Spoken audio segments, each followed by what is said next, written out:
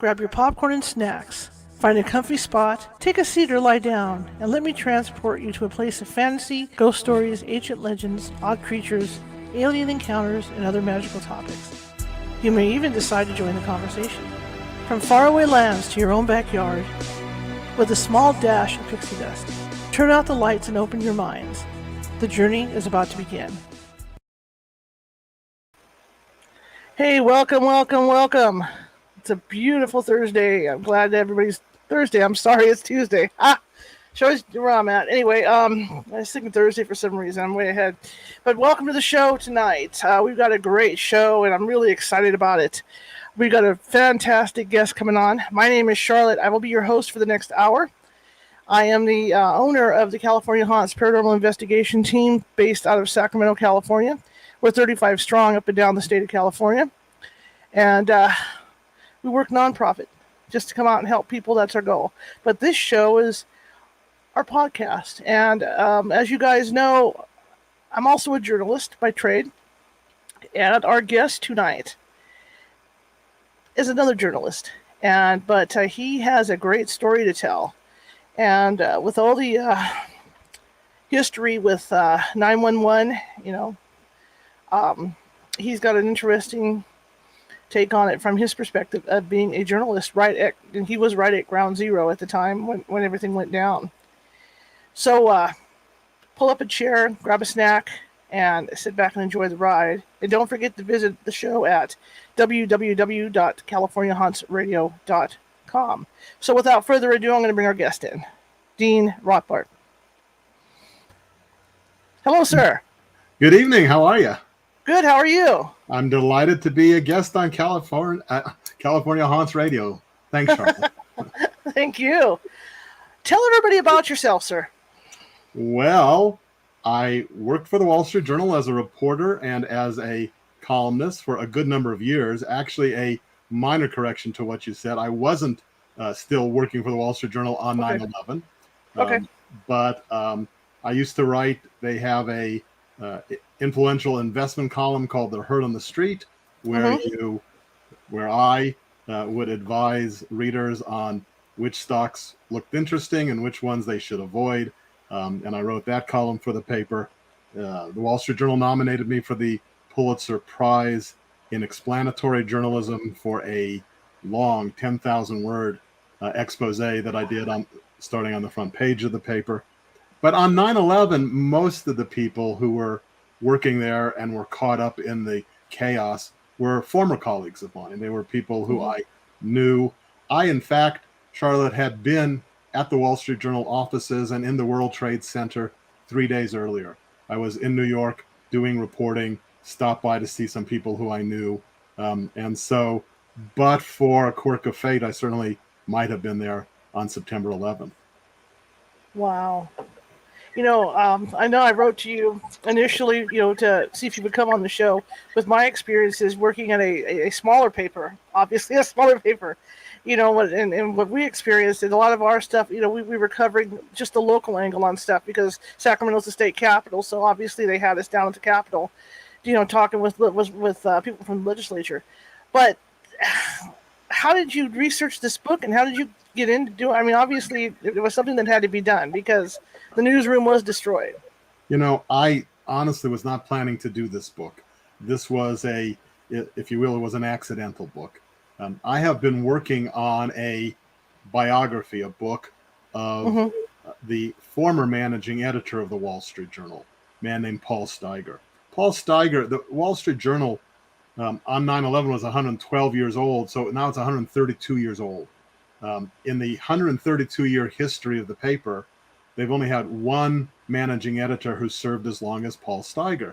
He served for 16 years. During his 16 years, the paper won 16 Pulitzer Prizes. It had not won that many in the prior 16 years. It's not won that many in the subsequent 16 years. And he then started, you mentioned at the open of this segment that California Haunts Radio was a nonprofit. He started after he left the Wall Street Journal, he retired, he started a nonprofit called ProPublica. And ProPublica has grown from the time they launched it 2007, 2008, really into the world's most respected and largest nonprofit investigative news organizations. So I knew Paul when I worked for the Wall Street Journal. He had been my boss, and I thought he was prime to do a biography on. I'm a journalism junkie. I don't care whether it's Sacramento or my high school newspaper or whatever it happens to be. I love all things journalism. And so I wanted to write his biography. He's still alive. He just recently turned 79 years old. And I set out months in advance of working on September 11th, September 12th. I set out to write his biography. And I thought to myself, Charlotte, I thought, well, this book is going to take me a few years to write. I'll knock out a few easy chapters. And one of the chapters that I thought would be easy would be what happened on 9/11, because he was the managing editor on 9/11. As I reveal in September 12th, the book, people thought he was dead on 9/11 because they had seen him out on the plaza just across the street from the World Trade Center, and then he disappeared. He evaporated, if you will, and people at the Wall Street Journal really thought he was dead. But when I started to write that chapter, and I thought it would be a chapter in a biography, I uncovered a cache of more than 1,000 real-time emails that were exchanged between reporters and editors at the Wall Street Journal on 9/11, and it was a gripping read. When I read through it, I had goosebumps as to what was happening. And I realized that, in fact, there was a standalone book as to how the Wall Street Journal responded. And so I set aside the Steiger biography. I took 9 months of doing nothing but working on September 12th, an American comeback story. And now that it's out, I'm going to go back and start working on the Steiger biography. Just again, to set the background a little bit, because I don't know that we said it. The Wall Street Journal was located directly across the street from the World Trade Center. And so when the two towers collapsed, smoke, debris, ash from the World Trade Center literally destroyed the Wall Street Journal's headquarters. So people were evacuated, but they had no place to work. And they were dispersed all across the 5 boroughs of Manhattan, parts of New Jersey. They couldn't communicate. Most phone service, wired and cell phone service, didn't work after the two towers collapsed. The towers contained telephone transmission equipment. One of the buildings right across also from the World Trade Center was New York Telephone. It was badly damaged, so people couldn't communicate effectively by phone. We have to remember that by today's standards, the work from home technology in September 2001 was primitive. You know how people got onto the internet? Dial-up, AOL dial-up. There were zero smartphones, at least not for consumers. There were no camera phones. So, part of the miracle of September 12th, an American comeback story, is the fact that somehow or another these people rallied with about 1/10 of the staff that they had on a normal day to put out a paper the next morning on September 12th. And that paper, that one edition, won the Pulitzer Prize for breaking news reporting, the first time, again, as I mentioned, in 112 years that the Wall Street Journal won a Pulitzer Prize for breaking news. And so there's a lot of sort of gripping stories of journalists and what they did, and not just journalists. There are catering people, truck drivers, printers, compositors, graphic designers, all of whom really pulled together to pull off a miracle. And these guys weren't, these reporters weren't crime court reporters. These were people that were writing for business and stuff. So they weren't even specialized in this kind of thing to begin with. Well, people think, well, they were reporters, that this was their job, but right. Their job was covering commodities and the Federal Reserve Bank and economic forecasting and the stock market and the bond market. And all of a sudden, over the course of 16 minutes. 16 minutes on the morning of September 11. They were transformed from these geeky business journalists into war correspondents.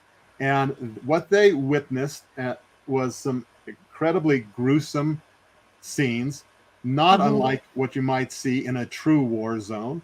And they risked their lives to interview people who were coming out of the World Trade Center, who were fleeing from the World Trade Center. Some of the journalists, I would probably say, Charlotte, probably all of the journalists, like so many of the first responders, really didn't expect those two towers to fall. Right.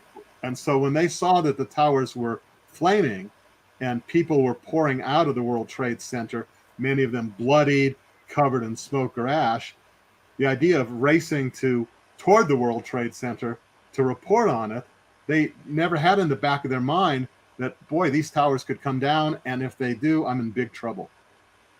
Well, that's a lot of what people don't realize with reporters is that people seem to think reporters can handle anything, but the thing is that we all go to the same J schools, we all learn basic reporting techniques for every field there is.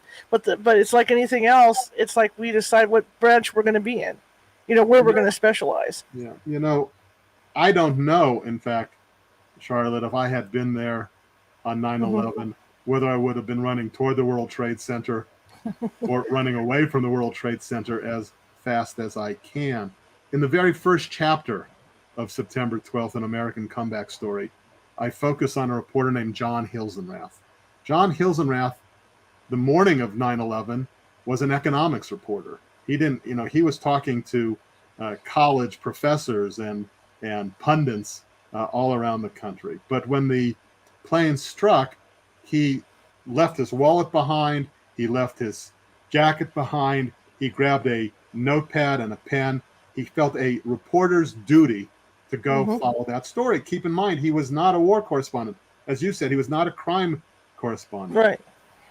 So he goes down to the street, and at first, he can't tell what's happened. But he starts to see all sorts of mechanical debris, airplane engines on fire, and tires, and passenger seats.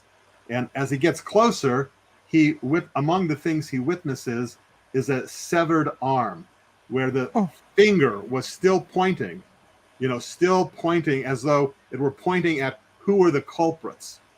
And so he started interviewing people. And in the book, I have a photo of one page from his reporter's notebook. And he's scrawling in handwriting that's really quite illegible. It's hard to see, but he's taking notes on the whole thing. And before the two towers collapsed, people could still get phone calls out. And so he called his wife. His wife was like in suburban Manhattan, not actually in Manhattan. And she begged him. She said, "John, come home. Get out of there. Don't be there. I fear that those towers are going to collapse." And he thought, no, they're not going to collapse, and I'm safe, and I'm fine. And she said, "No, John, you have got to come home. We have two young children at home, and they need their father, and they need their father more than the paper needs you." And that was the kind of dilemma that people faced that they had no way to prepare for, Charlotte. They didn't know what it would be. And in the case of John Hilzenrath, again, maybe because he believed the towers would not fall, he stayed.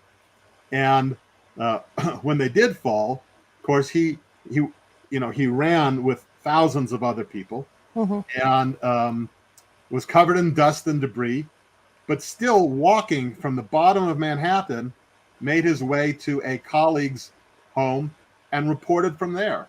And I'm proud of that in terms of our profession. Our profession, Charlotte, you know well, has actually gotten a very bad reputation of late.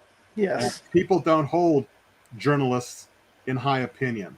But this is an example where journalists really displayed their finest character on 9/11. They won the Pulitzer Prize. And it's a good role model for today's journalists and for people who think about being a journalist. Well, it's like people don't realize, they think of police officers and firemen running running towards the fire. Well, journalists do the same thing. That's what we do. It's our job to go get the story, so we're going to run towards it along with everybody else. And I think that's what people don't realize is even like the war correspondents, let's say in Afghanistan, they're out there with the guys fighting. I mean, that's just what they do. And like you say, journalism has gotten a really bad rap, as of late. But people have to really sit down and realize that the job's not all what you're seeing on TV and stuff. There's the newspaper people like us that are out on the ground doing this stuff. So a lot of the Wall Street Journal reporters on 9/11 developed post-traumatic stress disorder afterwards. Some of them, to this day, if they hear a plane fly over, they shudder because they still remember the sound of those planes flying into the World Trade Center. I mentioned John Hilzenrath. He was weeks or months later, he was out with his kids in a riding stable, watching, I guess, a niece do horseback riding. And on the barn wall were hanging chaps, the leather coverings for your legs. And he looked at them, and they morphed in front of him into arms and legs hanging, hanging on these hooks. And those types of stories are repeated throughout. We don't realize that. I also want to mention there's so many human stories in this book, but another one is there was a copy editor. His name was Richard Regis. Everybody called him Regis, which is not unusual in the news business to call somebody just by their last name. Well, Regis evacuated the Wall Street Journal headquarters. He had been there. He was down on the street, on the plaza, when the towers collapsed, caught in the dust cloud that so many people and journal reporters were caught in, and didn't think much of it. He was kind of shaken up. He finally made his way to his daughter's school. The Wall Street Journal is located where the World Trade Center is in Lower Manhattan. He finally got to his daughter's school on the Upper East Side, and in subsequent court filings, the principal of that school wrote about the fact that Regis didn't look well. He looked ill, gaunt and seemed disoriented. Well, eventually it turned out that he had aspirated literally a piece of the World Trade Center. He had aspirated into his lungs. Within 2 or 3 days, he was in the hospital. I don't remember how many times they read him last rites because he had major organ failure. And the doctors did something really terrific, and they did something not very terrific. The really terrific is they managed to keep him alive. And after a great deal of rehabilitation, he went back to work at the Wall Street Journal. The not so terrific is they never really understood what made him sick in the first place. And so he kept in his lungs, unbeknownst to him and unbeknownst to the doctors, a souvenir from the World Trade Center for years. And only in June of 2020 did he finally pass away, and is listed as a World Trade Center victim because they did eventually find this stuff in his lungs and realized that that's what killed him. So there are interesting stories about it. Were they all in the office at the time that the first plane hit? If they were, there would have been a lot of casualties. Sure, that's what I was thinking. The Wall Street Journal, people get it on their doorstep at the newsstand, in offices, first thing early in the morning. What that means is it's produced late morning, all afternoon, and early evening. So literally most of the staff had not reported in yet to the Wall Street Journal's headquarters, and that certainly prevented a great deal of casualties and injuries. But it also created the opposite problem, which is they were spread all over the place, and they couldn't talk to one another. And so I did a couple of pieces writing about this. What were the lessons? I had a piece last week in Fortune magazine. Well, not magazine, fortune.com, talking about what were the management lessons that people could draw from my book and from what happened. And one of the chapters in September 12th, An American Comeback Story, is 9/11 didn't happen in a day. That's what it's titled. 9/11 didn't happen in a day.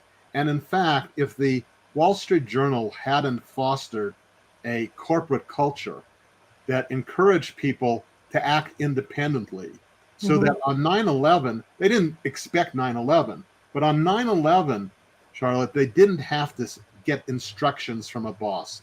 They couldn't talk to anybody, but they said, well, what can I do? I'll go onto the street and I will start interviewing people, even though nobody told me to do it. And they had a pop-up newsroom, a newsroom that hadn't existed on September 10th, located 50 miles from Lower Manhattan in South Brunswick, New Jersey. Well, people who got there started to say the same thing. What needs to be done? How do we get this paper out tomorrow? Even though it's not my job, I'll do it. I'll do whatever is needed to get it out. And that went from sort of the highest level, which was what's going to appear on the front page of the paper and who's going to write it and who's going to edit it, to what you might think is the most trivial level, which was many of the people who showed up in South Brunswick, 50 miles from Lower Manhattan, either came covered in dust or simply came with the clothes on their back, but clearly would have no way to get back to Manhattan and no way to change clothes. And so one of the senior editors went around and started interviewing people, particularly men. Are you a boxer or briefs person? Because she sent people out to go buy new clothes and wanted to know what kind of underwear they prefer. So from what's going to go on the front page tomorrow, who's going to edit it, who's going to write it, to what do you wear to make yourself comfortable? That's the kind of thing where people just said, I'm going to do what I think I can to contribute. I don't need instruction. My other question, too, is that, I mean, back then, I know I was at a small paper, but did you guys, or did they have the production staff for the paste up and all that stuff? Because back then it wasn't automated yet, I don't think. Yes, they did. The Wall Street Journal they no longer had conventional composing rooms like maybe you worked at. When I worked at the Journal in different bureaus, literally people would take strips of copy and paste it on, and take a photo and paste it on. By September of 2001, that process still took place, but it took place electronically. It took place using a pagination system, kind of like consumers are probably familiar with Adobe PageMaker or Quark Express. Fairly easy to do, but it was a massively complex effort to use their digital pagination systems in order to get the paper out the next day, keeping in mind that many of the people who worked in that area couldn't get to the South Brunswick pop-up facility.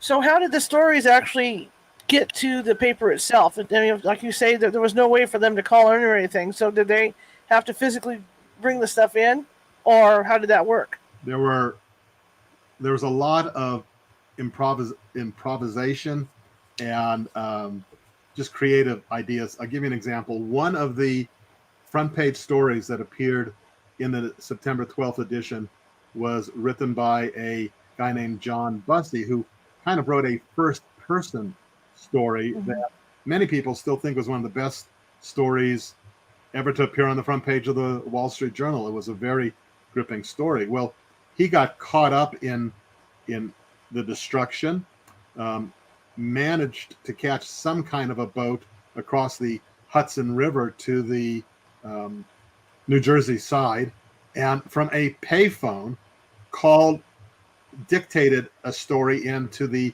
Los Angeles Bureau using a payphone, because the Los Angeles Bureau still had communication, and he didn't know who to call in New York because there was nobody left in New York. Right. The Dallas Bureau, the Dallas Bureau chief, a woman named Karen Blumenthal, she stepped up. Her bureau had a lot of responsibility for airline coverage. So she stepped up and was assigning people to write airline stories from Dallas as opposed to New York. The Washington Bureau, in many ways, became the main newsroom. It was one of the larger bureaus. They happened to have some people in Washington, which the other bureaus didn't necessarily have, who were copy editors. So most of the stories, let me hold this up. This is the paper. Let me see. Can you see that? Yeah. Just a little bit.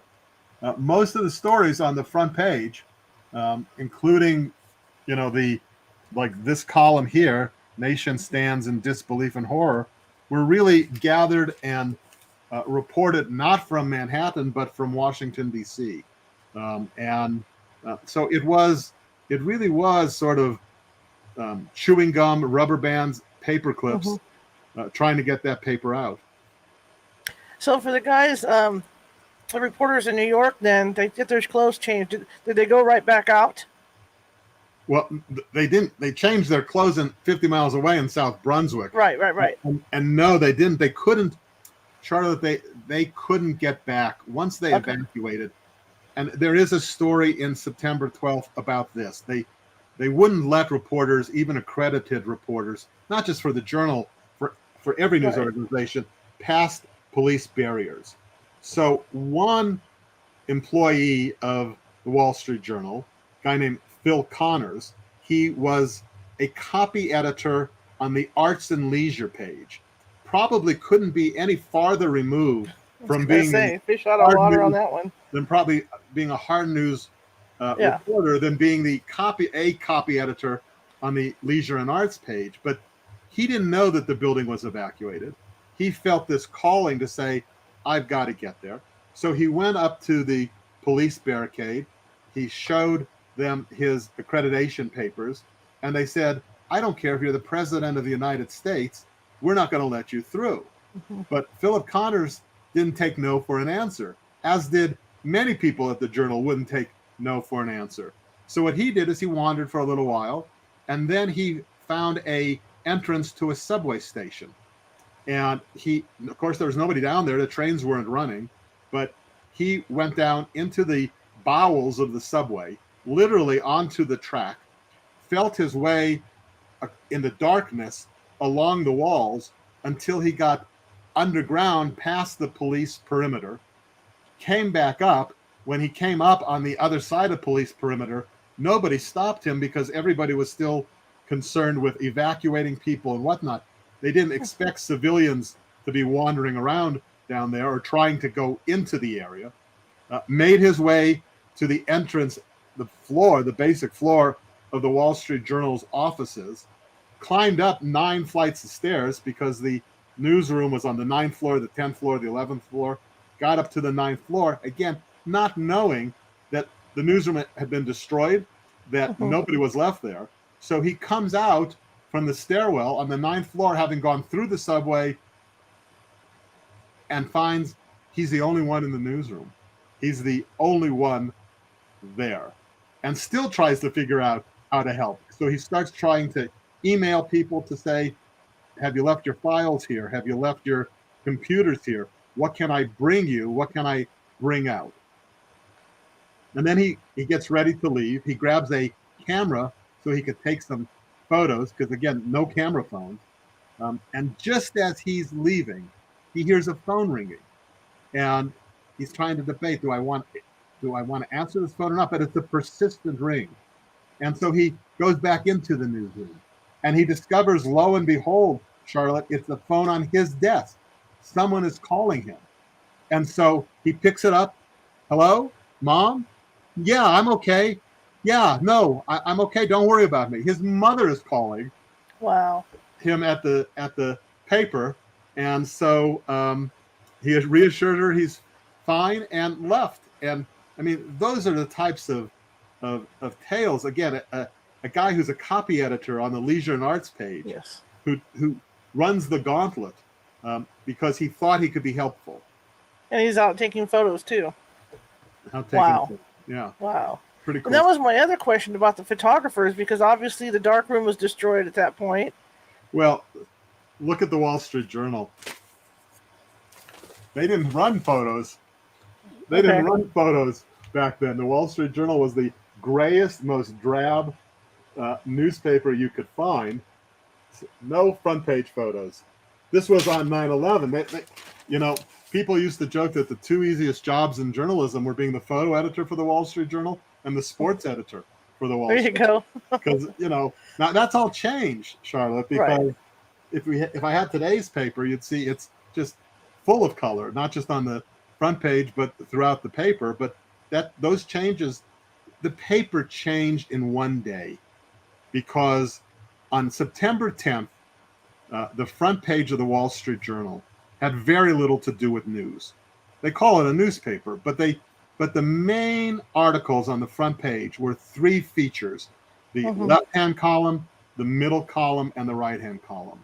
And they were exchangeable. You could have taken something that ran on the left-hand column on a Monday and run it on a Friday, and nobody would have thought twice about it, because they were what you might call evergreen, or at least they were timely, but didn't have to run on any particular day. I used to write for the front page of the Wall Street Journal. Sometimes I would submit a story and it would sit there for 2 or 3 months before it would run out on the paper. Starting on September 12th, the front page transformed into a paper that regularly ran breaking news on the front page. It became a true news paper with the emphasis on news. And then in April of 2002, they introduced color into the front page. In December of 2007, Rupert Murdoch and his News Corp bought the paper and put his own imprint on it. Many of the editors and reporters left or were asked to leave. He brought in his own team, at least at the top of the paper, to run the paper. So it was September 11th was very transformative for the Wall Street Journal. And what about the reporters? Like you say, that they've had after effects from what they witnessed, obviously. And from what I've seen, a video, because there was a gentleman down there that was doing a documentary on the fire departments. Yeah. And I mean, it got bad with the dust. You couldn't even see what was going on. And here these guys are out there with their notepads. Well, yeah. Again, for the most part, the journal reporters did not return to ground zero in the immediate days after 9/11. And in fact, there really wasn't that much to report from ground zero. Again, they were not a photographic-centric newspaper to take pictures of it. Most of what they needed to know from FEMA or from the White House, the Department of Defense, etc., was not happening on ground zero. But I will tell you, I have in the book, at the back of this book, I've got 5 chapters at the back of the book about what's called 5 lives. The day after, on September 12th, the journal assigned 5 reporters to find 5 families who were impacted by the collapse of the World Trade Center, and to basically spend a month with them to find out how it impacted them.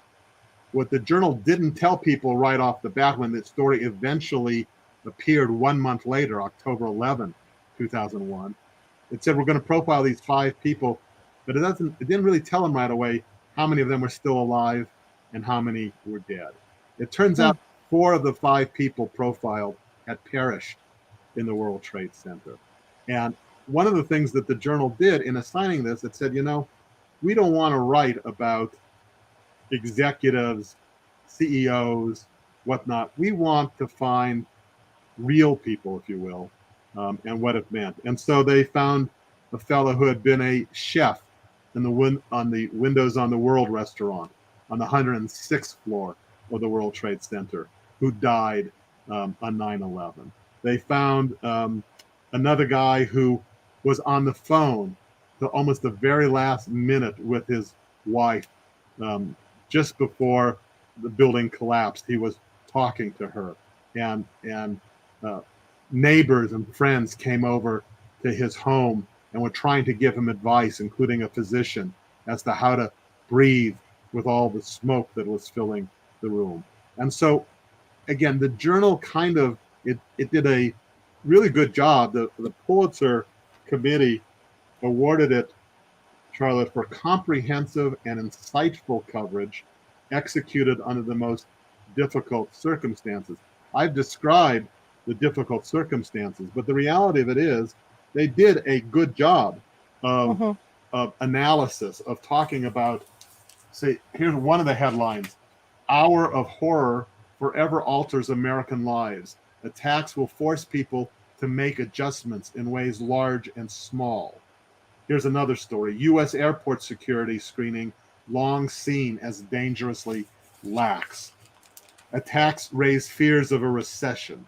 I mean, so the journal still stepped back a little bit and Mm-hmm. gave people analysis as to what this was likely to lead to. It it launched the next day.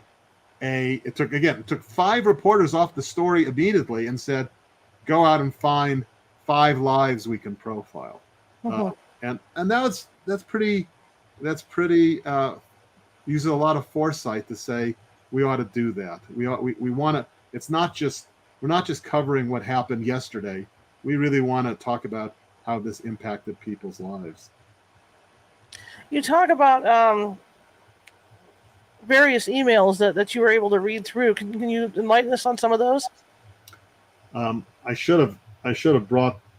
I have a whole binder. I should have brought it with me, but they're really pretty incredible, Charlotte. They're people either reporting in saying I am alive, or people reporting in saying who's alive.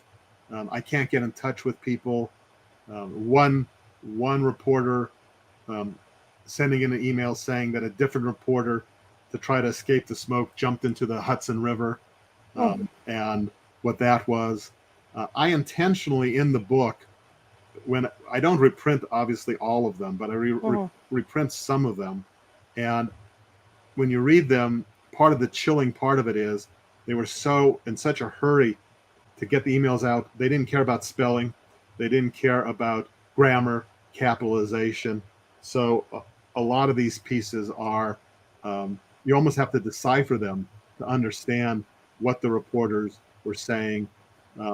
There was one of the reporters, Mike Waldholtz, sent in an email saying I think he was in London, saying that his community back in New Jersey, apparently there were a lot of people who lost family members, but he was notifying them from London. So the journal had a global staff, and not only were the people who had been at Ground Zero sending emails, but literally people all over the world were sending in emails.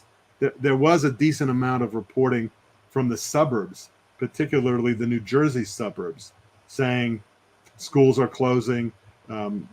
People have lost. There are communities that have lost a lot of members. The different bureaus sent in emails.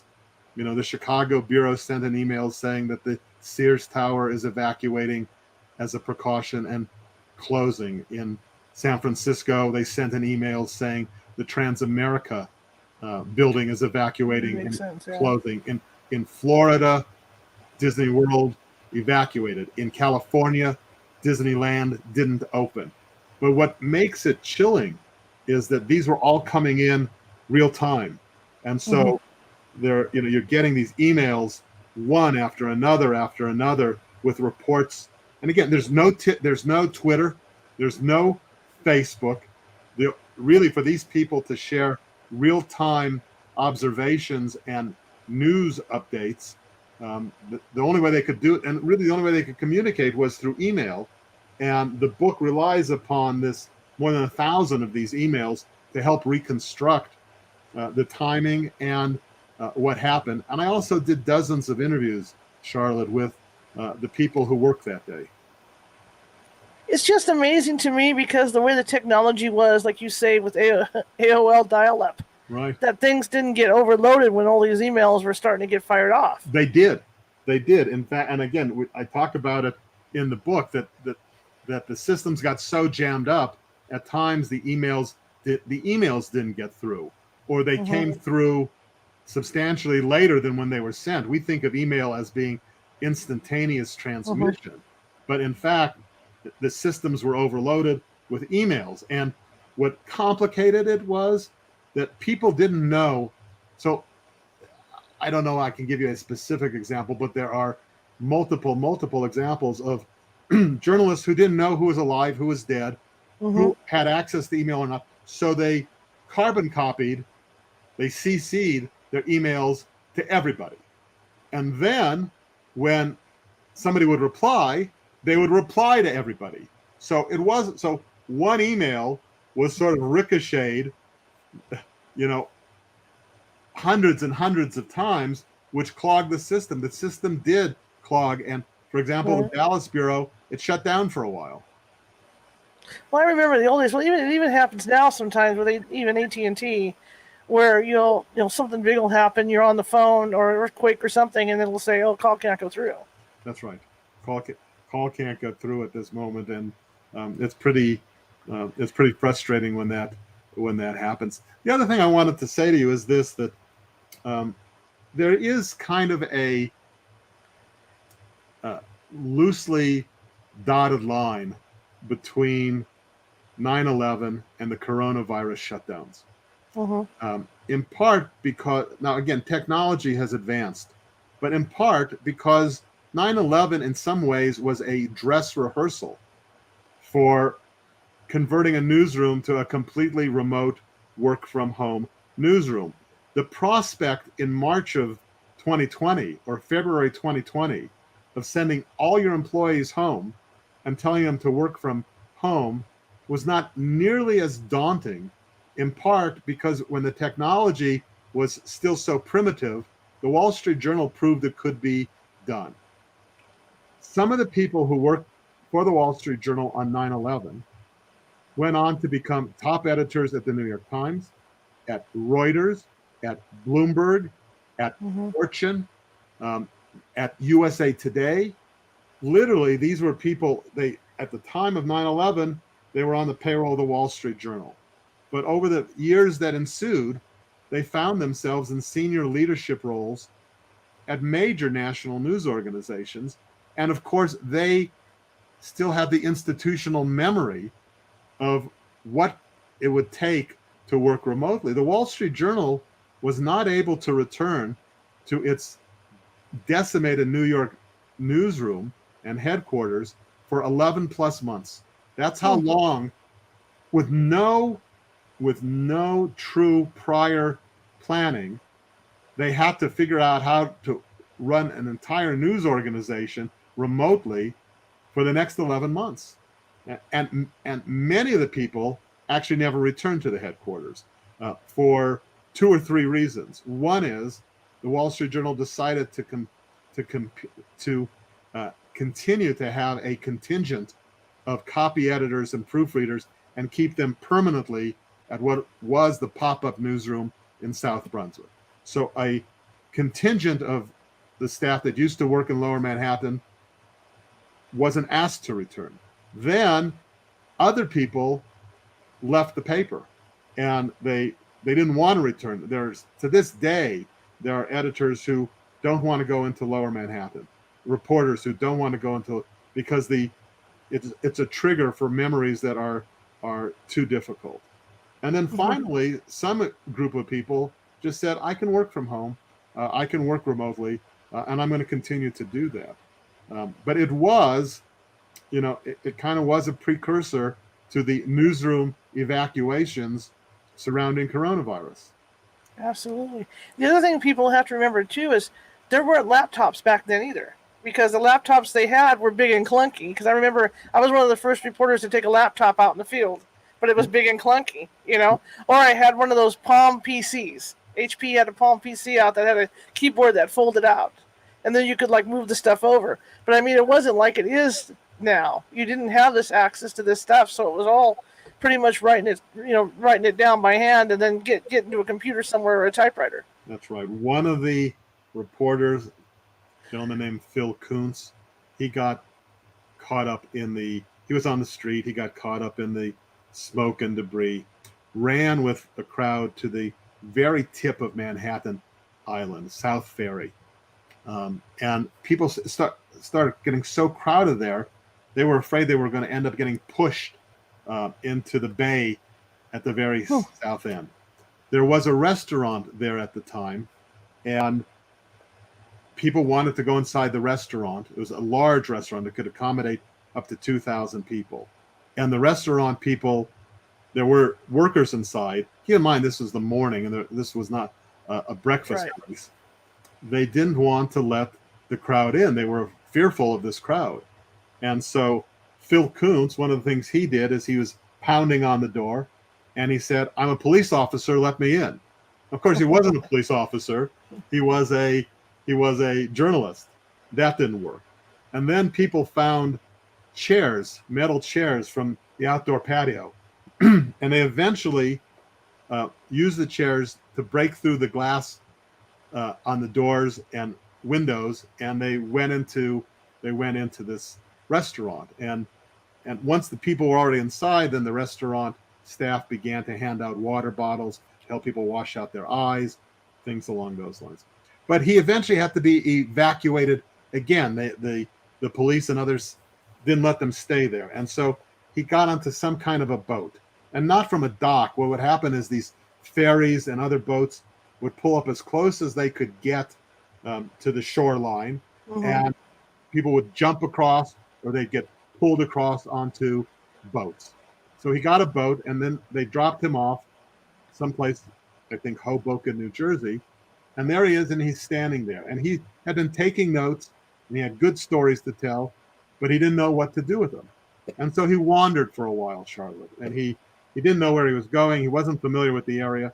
And eventually he saw an elementary school and went into the elementary school and said, "I'm a reporter for the Wall Street Journal, and I need to file my story, but I don't have a phone and I don't have a computer." And they led him to the principal's office of an elementary school. And she said, "Sure, take my office." And so he sat down in her office. He wrote up his notes on her computer and filed his notes for the story. Another example. There is a woman reporter for the Wall Street Journal named Auntie Dugan. And Auntie was driving into Manhattan on the morning of 9/11, got to lower Manhattan, saw what was going on, did a U-turn, went back towards upper Manhattan, and eventually thought, well, I'm going to go to my mom's place in Pennsylvania, and I'll work from there. So she drives to her mom's place in Pennsylvania, and but the internet connection there is really lousy, and needs a dial-up, and her mom needs the phone, etc. So it took a couple days, Charlotte, but she stayed there and worked from rural Pennsylvania. Eventually, either because she knew it or she asked, wanted to know if there was a business, a mainstream business near this rural place that her mom lived. And what she discovered was that the publishing company that puts out the kids magazine, Highlights for Children. Many people know Highlights for Children. It's a magazine that you'll often find in a pediatric dentist office or a medical office, and they have little games and puzzles and whatnot. Highlights for Children has been around for a long, long time. So she went to their office. She didn't know them, and said, "I'm a reporter with the Wall Street Journal. I've been stranded sort of here in Pennsylvania for a few days. I need a good internet connection and phones." And they gave her a desk and a phone and a phone extension. So how cool is that? It's not only cool, but listen to this part. So then she would call people, and she would say, "This is Auntie Dugan." She'd leave a voice message. "This is Auntie Dugan with the Wall Street Journal. I'm working on a story.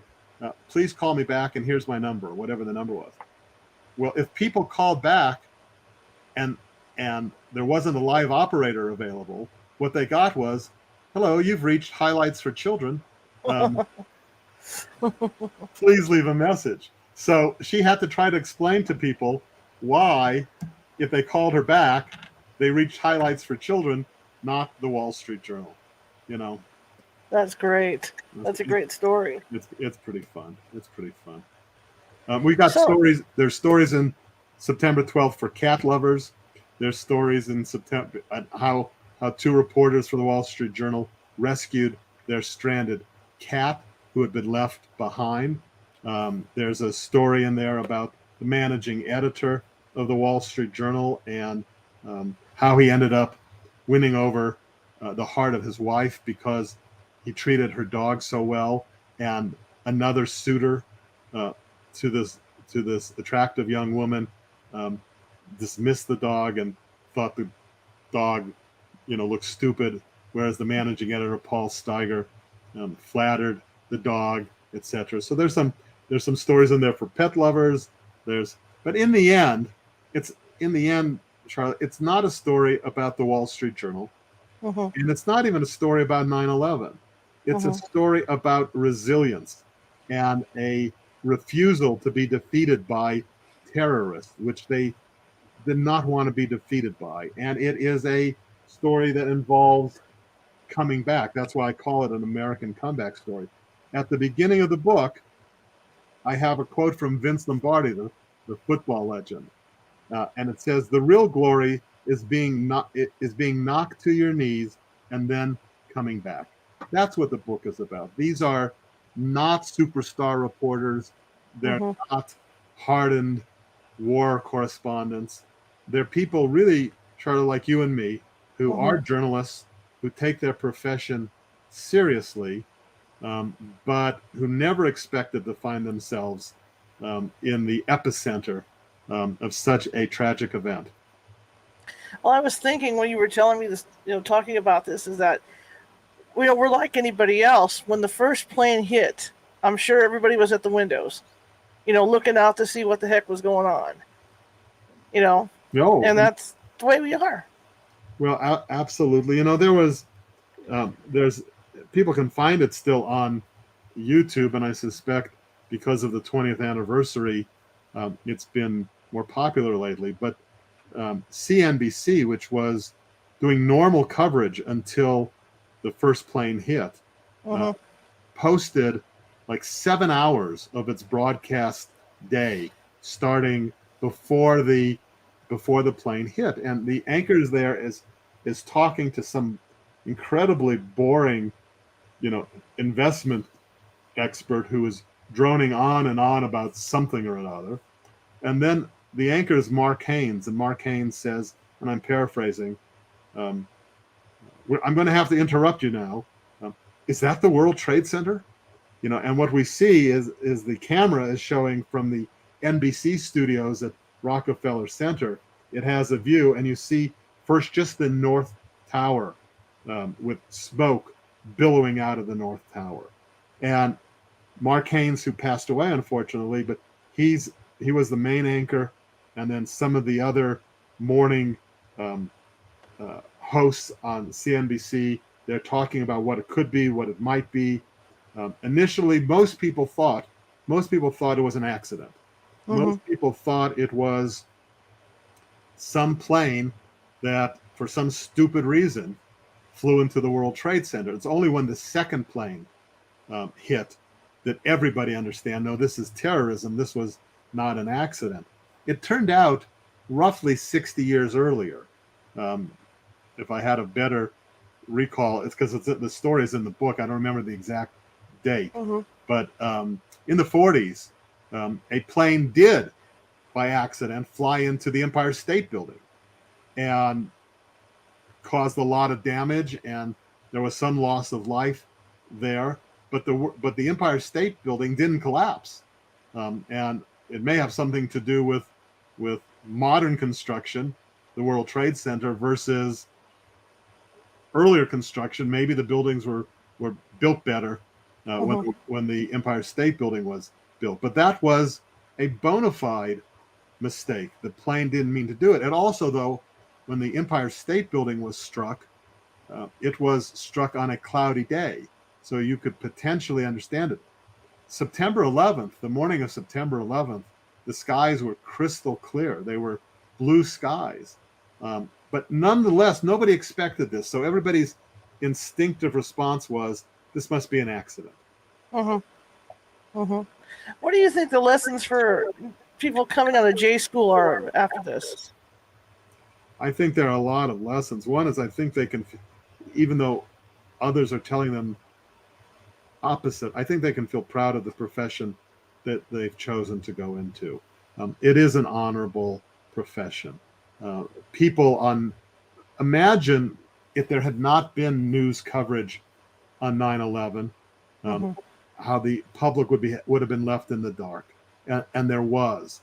And so the first message to people coming out of J school is, you've chosen an honorable profession. I think there are other messages that come out. One is to actually be prepared, to be flexible in what kind of reporter you are. So maybe you think you're a fashion reporter. Maybe you think you're an entertainment reporter. Maybe you think you're a city hall reporter. But if you come upon a story that no one else has come upon, or that everyone else has come upon, but your news organization, your podcast, whatever it is, needs coverage, you are a spot news reporter. You're a breaking news reporter. It's not the adjective that comes before reporter that counts. Entertainment, business, fashion. It's the noun that comes after the adjective. You are a reporter, and I think journalists need to be prepared for that, and not get into a mindset that that's not my story. Any story can be your story. I think the day will come when journalism students become newsroom managers, and there are a great deal of lessons in there for newsroom managers, including empower your employees, empower young journalists and others to make calls on their own when it's impossible for them to get instructions. Give them that. One of the things that I mentioned in the Fortune article that I wrote is that the journal had a policy of always praising frequently and publicly, and criticizing as infrequently and privately as possible. And that's good to help build up journalists' self-confidence. Self-confidence counts an awful lot when it comes to effective newsroom. And the other thing is that the Wall Street Journal encouraged reporters to take risks in order to increase their journalistic edge. They want the Wall Street Journal is very competitive with the New York Times, the Financial Times, Bloomberg, Reuters. So the management style was to say, take risks, reasonable, but take risks. And when those risks didn't pan out, the journal basically would say to whoever took the risks, move on, don't dwell. You're a good reporter, you're a good writer, you're a good speaker. Move on, don't dwell on it. And it really reminds me, Charlotte, of how you coach a good sports team. So the team has a loss. It has a disappointing loss, whether it's soccer, baseball, volleyball, whatever it happens to be. If you're a good coach, you don't sit there and dwell on what went wrong. You try to learn from it, but you move forward. You look forward. I've always been impressed with athletes who make incredibly costly mistakes. And then really, whether it's the next play, the next volley, the next whatever it is, get back on their horses, so to speak, and are ready to play again. That's the sign. Well, that's the sign of a really terrific athlete. I think that's also the sign of a really professional journalist. If you make a mistake, learn from it and move forward. Absolutely. I have one more question for you, and this is something I used to add on to my business stories. Okay. And the question is, you're in Las Vegas on the Strip. Yes. And there's a bunch of other guys out there with books about 911, And how do you get people to buy your book? I'm very good at begging. I learned this. I would beg sources when I was at the Wall Street Journal. I would beg editors. Again, with the way I think September 12th differs from virtually all of the 9/11 reflective um, books that I have read. Mm-hmm. I've read most of them. I've got a bookshelf full of them. It's more inspiring. It's more about the comeback. It's more about, okay, we got knocked to our knees, but we're picking ourselves up. It's more forward thinking. I was aware always that I was racing a deadline to get the book out before the 20th anniversary, because Mm-hmm. I knew, my journalistic instinct told me that there would be heightened interest ahead of the 20th anniversary. But the reality of it is, Charlotte, I'd like to, in some ways, get rid of the top part of what it says here, which is ground zero on 9/11 with the Wall Street Journal, and just promote the book as September 12th, an American comeback story. What counts is what began not on 9/11, but what Mm-hmm. this nation began to do on September 12th. And I hope this book will be a perennial read, something that you can read in February of 2022, in March of 2025, in September of 2031, and it will still strike a chord with you, and leave you in the end with a sense that the American spirit is resilient. And even though I know between now and 2031 we will face other national tragedies, and Mm-hmm. they're painful, and there's absolutely no way to measure how painful they are. But it would be great if this book helps remind people that there is a morning after, and that we will pick ourselves up and we will come back as a country. Absolutely. How do people get a hold of you? How do people find you? I run up and down the streets waving my book, so they could try that.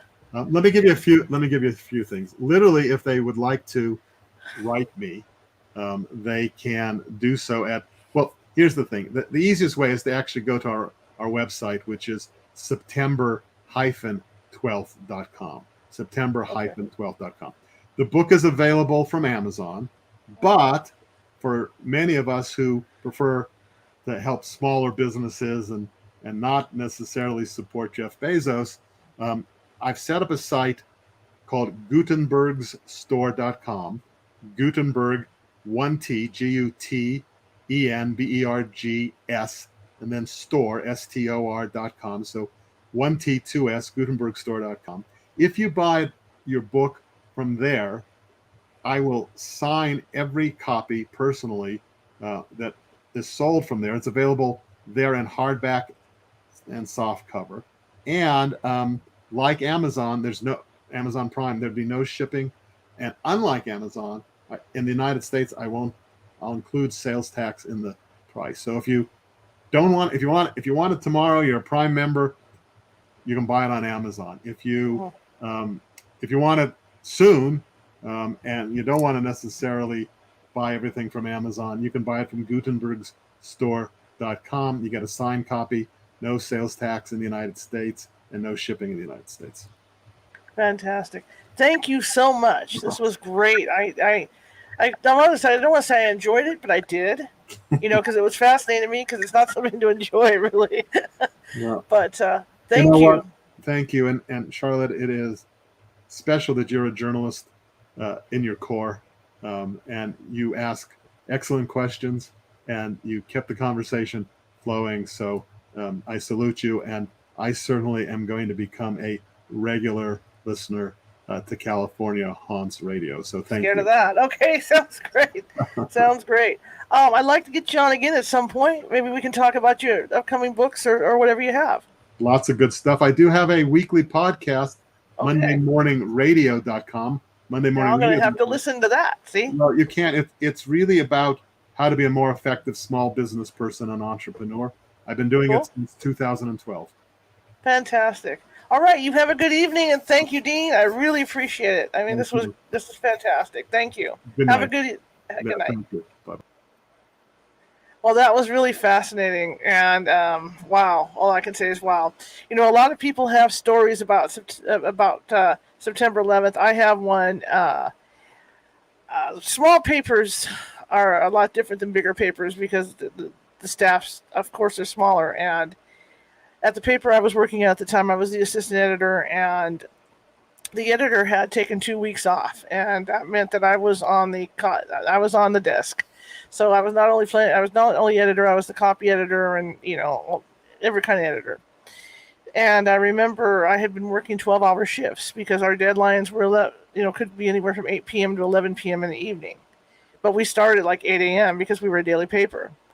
And so by the time my day off rolled around, because he was coming in, I think it was a Monday. I'm trying to remember if it was a Monday or Tuesday. But he was finally coming back to work. So I had gotten, a week off following that because I had worked 2 weeks straight.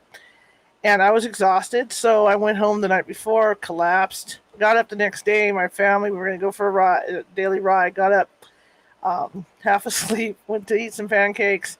And I happened to look up at the TV. My father was watching the TV, and then the Pentagon was on fire. And I didn't even give it a second thought. I just thought, well, something's going on at the Pentagon.